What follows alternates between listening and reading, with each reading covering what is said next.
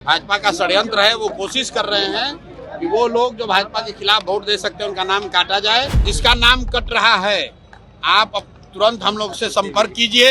आपको जनसुराज नहीं पसंद है, कांग्रेस पसंद है, कांग्रेस संपर्क कीजिए। चुनाव आयोग किसी की नागरिकता नहीं तय कर सकता है। चुनाव आयोग का काम वोटर लिस्ट बनाना है।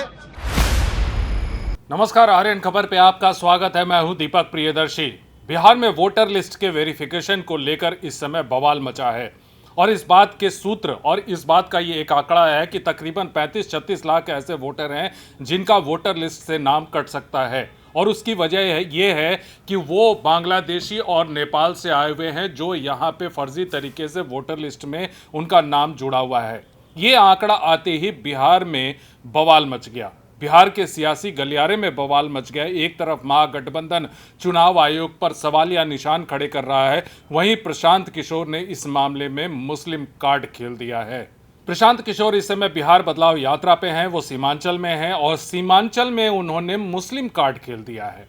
उन्होंने कहा है कि मुस्लिमों को टारगेट करके वोटर लिस्ट से नाम काटे जा रहे हैं क्योंकि ये वोटर्स बीजेपी को वोट नहीं देते और जो बीजेपी को वोट नहीं देते उन्हीं के नाम काटे जा रहे हैं। प्रशांत किशोर ने तो यहां तक कह दिया कि जिनके नाम काटे जा रहे हैं वो जनसुराज में आए। हम यहां पर सारी समस्याओं का समाधान करेंगे, सारी चीजों की लड़ाई लड़ेंगे। क्या कह रहे हैं प्रशांत किशोर, सुनिए। भाई ऐसा है कि मुसलमानों को वोटर लिस्ट में नाम रहने नहीं रहने से डरने की कोई जरूरत नहीं है।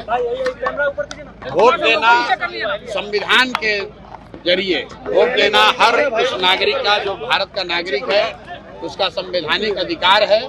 मैं मुसलमानों से इतना ही कहूंगा, ये मुसलमान और हिंदू का मामला नहीं है। बिहार में हर वो गरीब जिसके पास पेपर शायद न हो, हर वो व्यक्ति 50 लाख से ज्यादा बच्चे बिहार से बाहर मजदूरी करते हैं। उसमें सभी जाति सभी धर्म के लोग हैं, सभी वर्ग के लोग हैं। इसलिए घबराने की जरूरत नहीं है। ऐसा होता है, ये एक तरह से भाजपा का षड्यंत्र है। वो कोशिश कर रहे हैं कि वो लोग जो भाजपा के खिलाफ वोट दे सकते हैं उनका नाम काटा जाए, लेकिन ये नाम काट नहीं पाएंगे। अगर आपको इलेक्शन कमीशन अभी आपका नाम काटने का धमकी दे रहा है या आपको डरा रहा है तो आपको लगे रहना है। चुनाव आते आते सबका नाम शामिल होगा, जिसका नहीं होगा उसके लिए हम लोग लड़ाई लड़ेंगे, सारे दल वाले लड़ेंगे। इससे डरने की जरूरत नहीं है। आप डरिएगा तो सब कोई डराएगा। अपने हक के लिए आपको खड़ा होना है और वोट देना सबसे बड़ा अधिकार है। कोई आपका वो अधिकार छीन नहीं सकता है। एक बात समझ लीजिए कि चुनाव आयोग को नागरिकता तय करने की का उनको अधिकार नहीं है। सुप्रीम कोर्ट का ये गाइडलाइन है, सुप्रीम कोर्ट का जजमेंट है। चुनाव आयोग किसी की नागरिकता नहीं तय कर सकता है।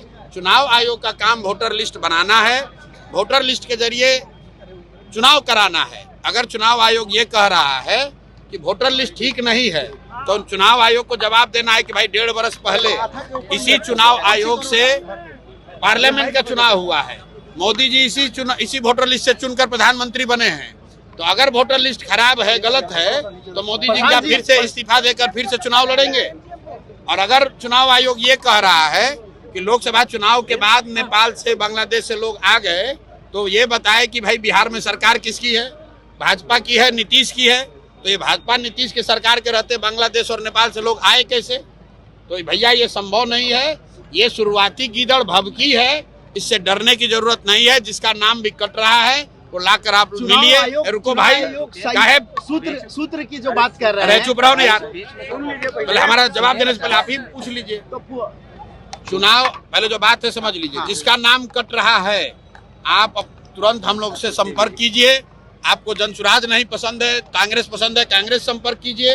राजनीतिक दलों के कार्यकर्ताओं से, नेताओं से संपर्क कीजिए ताकि आपका नाम हर हालत में जोड़ा जाएगा। चुनाव आयोग आपका नागरिकता तय नहीं कर सकता है, ये उसके अधिकार क्षेत्र के बाहर का मामला है।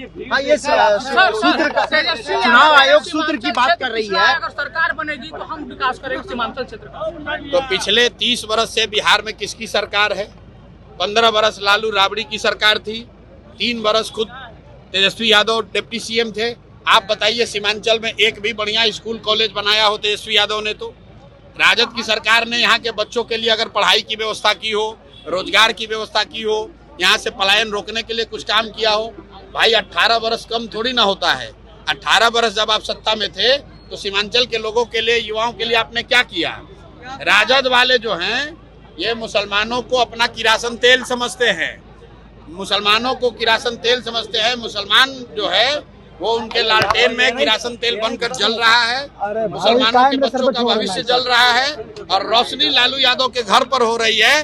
मुसलमानों के घर में तो अंधकार फैला हुआ है, उनके बच्चे तो इस राज्य से बाहर जाकर 10-12 हजार रुपया के नौकरी के लिए, रोजगार के लिए धक्के खा रहे हैं, नरक का जिंदगी जी रहे हैं और मुसलमानों का वोट लेकर अपना लालटेन जला रहे हैं और अपने घर में रोशनी कर रहे हैं। वो है तेजस्वी यादव, लालू यादव। देखिए, प्रशांत किशोर का एक बैकअप जो है वो मुस्लिम वोट बैंक पर है और मुस्लिम वोट बैंक को अपनी ओर खींचने के लिए प्रशांत किशोर कोई कोर कसर नहीं छोड़ रहे हैं। देखिए, सीमांचल का इलाका अल्पसंख्यक बहुल है और ऐसे में अल्पसंख्यक वोट बैंक को अपनी ओर खींचने के लिए प्रशांत किशोर ने यह मास्टर स्ट्रोक खेला है कि जिनका नाम काटा जा रहा है वो जनसुराज में आए। हालांकि उन्होंने बाद में यह भी क्लियर किया कि जिनको जनसुराज पसंद नहीं है वो दूसरी पार्टियों में भी जा सकते हैं, लेकिन सीधे सीधे उन्होंने जनसुराज में उनको आने का न्योता भी दे दिया और कहा कि हम उनकी लड़ाई लड़ेंगे।